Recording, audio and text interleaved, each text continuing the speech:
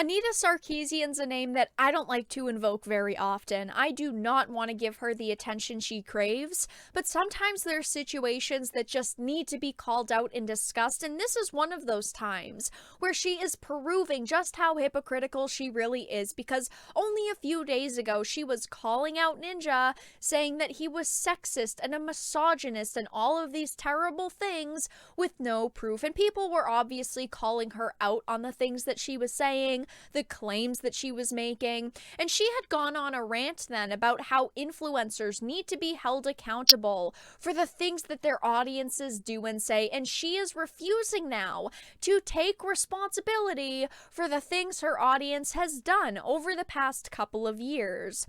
So this is a Bounding Into Comics article.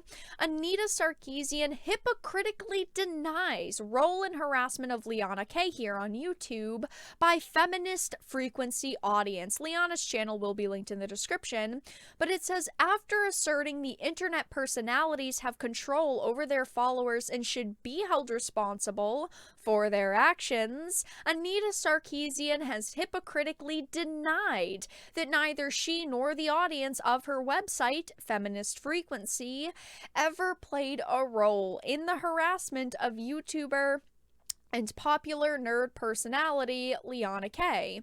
On February 13th, Sarkeesian took to her personal Twitter account to author a lengthy thread in which she sought to discuss the relationship between fans and influencers/streamers. A lot of y'all claim that an influencer has no control over their fans and cannot be held responsible for what their fans do, she wrote. This is inaccurate. She then noted, granted, these are probably the same people who claim that media has no influence on us, so I don't know why I'm bothering, but here it goes. Influencers create the culture of a space, whether that's comment sections, social media, Discord, Twitch, Twitter, etc., said the feminist video game critic. They consciously and unconsciously share their values, and fans participate because of those shared values, or they learn to share them. It says, in a particularly typo-ridden attempt to demonstrate a clearer example of this dynamic, Sarkeesian then presented an unrelated negative example of the phenomena based heavily in critical race theory, equating influencer culture to how a workplace filled with all-white male leadership could foster a culture of toxicity for their marginalized employees. So it says, for a clearer example, in a workplace, an all-white male leadership who are not familiar with the experiences of their marginalized employees, nor are they willing to learn, tend to have much higher toxicity and animosity in the workplace. It's not a surprise that video game companies whose leadership holds toxic values and the games themselves perpetuate those values also seem to have the most toxic fans and community. Does she give any examples of companies, any examples of games that maybe have toxic fan bases or communities around them? No, of course not. Because Anita Sarkeesian likes to say a lot of things without presenting evidence, like right here. She said this is no different from streamers and influencers. Studies show that if a streamer uses oppressive language, their chat is also likely to use the same oppressive language. They have been given permission that this is a community where racist, sexist, ableist language is okay. She says right here, studies show, yet she doesn't provide a link to a study or any sort of evidence to back up her claims. Maybe if she did, people would understand where she's coming from a little bit more. Like if I saw actual evidence to back this up, I'd read it, I'd look into it, I'd see if it was real or not, but she doesn't even do that, probably because she doesn't know if it's real or not. She's just kind of saying it to make herself seem more legitimate.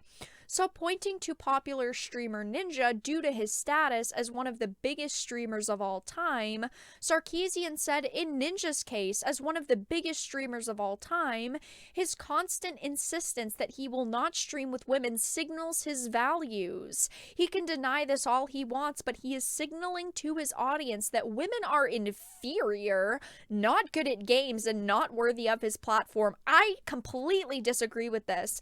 I don't like Ninja that much. much. I don't watch his content. I'm not a big fan of his.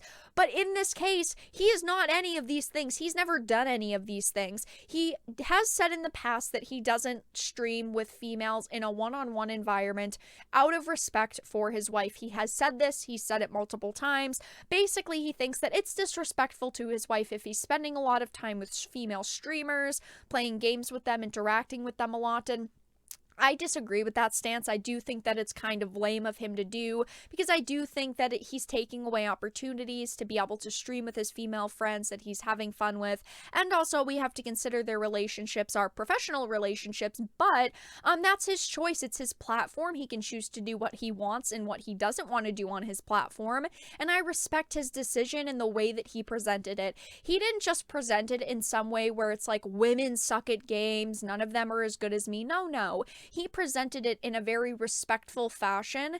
He's not like some sexist, toxic POS like Anita Sarkeesian is making him sound to be. She doesn't give any sort of details to the situation for people who don't know the situation.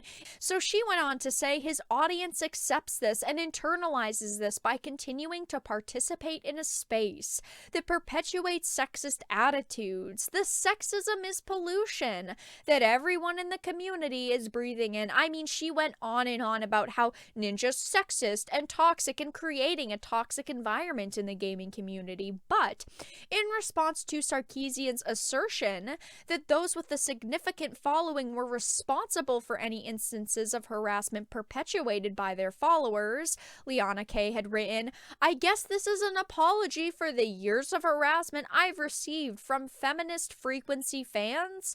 I accept. Now please get them to stop." So it says a frequent critic, no pun intended, of both Sarkeesian's feminist frequency website and the activist's general rhetoric towards the gaming community, Liana has been outspoken on the topic of Sarkeesian's supporters and their harassment against her for years, with the YouTuber and cosplayer even writing in a 2015 piece for a now defunct pop culture news outlet that said, "The fact that I've been writing about issues related to women in games before Anita Sarkeesian even started her Kickstarter has been declared irrelevant, as Sarkeesian's fans mercilessly bully any dissenters, myself included." It is very unfortunate. She has undergone a ton of harassment and negativity from people that say they support feminist frequency and from people who say, "I love Anita Sarkeesian," and they support anything that Anita Sarkeesian does. So in 2018, Liana tweeted a comparison between people who have told their followers to stop harassing people with dissenting views and people who have not told their followers to do that, observing that individuals such as Sargon of Akkad and Jordan Peterson belonged to the former category and Sarkeesian to the latter. That same year, she highlighted one of the many instances of the feminist frequency audience's disingenuous attacks, stating, "Criticize feminist frequency, get labeled an MRA/transphobe. That's not feminism, thanks. That's just bullying." I completely agree with this. That's not going to raise females up at all. That's not female empowerment. That's bullying. That's toxic. That's mean. That's not okay. It's not okay to say, "I stand for all of these things like inclusivity," yet you attack people who don't agree instantly with your thoughts or opinions. And the worst part is that these type of people can't have a normal conversation. They can't just be nice. They can't say, "I disagree with your opinion, but we'll agree to disagree, and I respect you because you have your own opinion that's different than mine." But taking notice of Liana's response to her lengthy Twitter thread about influencers, Sarkeesian reposted a screenshot of the YouTuber's tweets, albeit with personal details blocked out, and stated that she was absolutely floored by this tweet. She decided to say, "I am absolutely floored by this tweet. This person directly fanned the flames of Gamergate's misogyny by playing the cool chick okay with sexism, and has profited off of positioning herself as, well, basically not me, a woman in games who tells men that loving sexism is a-okay." Ironically, despite her self-assertion that anyone with a significant following do not get to simply throw their hands up and say, "Well, I didn't tell them to directly harass anyone, and therefore I'm not responsible, Sarkeesian proceeded to do just that, dismissing Liana's claims of harassment by claiming that she did not have any recollection of ever actually referring to her publicly or even acknowledging her existence. The deep irony and delusion of this tweet is that she did the very thing that she's accusing me of. Anita Sarkeesian is one of the most hypocritical people in the gaming industry. She just a few days ago told Ninja, you and other creators should hold yourselves responsible for what your fans do, yet now that she's being called out for feminist frequency nut jobs attacking people on social media, she's literally saying she's not responsible for what they do because she has no knowledge of the situation. Anita has no concept of just how terrible she's made herself look over the past few years. She denies everything bad that she's done and she acts like it's never happened. On top of that, she throws around words like people are sexist and toxic and racist and misogynistic, like she's Oprah freaking Winfrey with cars. It's a disgusting thing to do, not just by her, but by anyone. People like this claim to want inclusion by exclusion, and it never works. Excluding men to bring more women into an industry or a company isn't okay, and treating people like crap who don't agree with you isn't okay, and that is exactly what Anita Sarkeesian does. She treats people like garbage. If you don't agree with her, she will fling any sort of awful words at you to get you to be quiet, so her point is more valid, she feels like. It says, yet Liana refused to let Sarkeesian have the last word, writing, certain members of Gamergate conspire to try and drive me to suicide. This is what gaming's greatest feminist claimed. Liana then calls for her to stop this as she's going to hurt someone less used to these sorts of untruths. She went on to say, I'm sorry, isn't referring to someone as engaging in delusion gaslighting, and she's claiming I didn't tell people not to harass her. Someone back me up that I have said dozens and dozens of times that Anita is a person and doesn't deserve that. Bounding into Comics also found that Liana noted no one can take someone seriously when they believe there's no room for disagreement, and I completely agree with this. I think that there needs to be room for disagreement. People should be allowed to voice their problems and their disagreements. People should be able to talk as adults saying, hey, I disagree with your opinion and you can disagree with mine, but we can agree to disagree and we can be nice to each other. Not everyone needs to be mean to each other when they disagree. Not everything has to blow up and be a huge situation when that happens. Now, Liana further noted in response to Sarkeesian's denial that she screen caps my tweets, she slanders me because I pointed out her followers harassed me. The content of a person's views does not condone harassment, and this is her admission that she does condone the harassment by her followers. It says, while Sarkeesian has denied any part in Liana's harassment, such behavior would not be unheard of from the critic and her feminist frequency audience.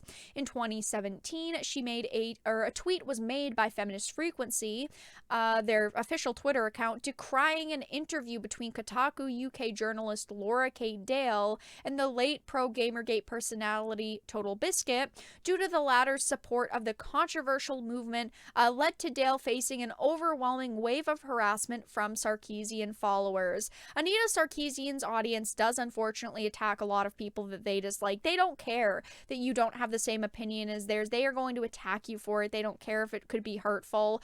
Freaking out at someone isn't okay. Adults should be able to have normal conversations about things they disagree on. People should be able to do it in a healthy manner, even if it is on social media. I know social media is toxic most of the time, but there is still room to grow and for it to be positive. Not only what Anita did was hypocritical, she also didn't even have the guts to address Liana directly. She didn't tweet directly at her. She had removed her Twitter handle from the image. She didn't message her or anything. There was no trying from Anita of fixing the situation or helping it out at all, or even apologizing directly, saying, I'm sorry people have done this, but I'm not responsible for what my audience does. And even if she had done that, it would have been super hypocritical anyway. But that's all that I really had to discuss in this video. Let everyone know your thoughts in the comment section down below. If you enjoyed it, it and found it important and informative, please make sure to give it a like, share it, and subscribe to the channel. And of course, if you didn't, make sure to give it a dislike. I appreciate your support either way, but I will talk to you all again in the next video really soon.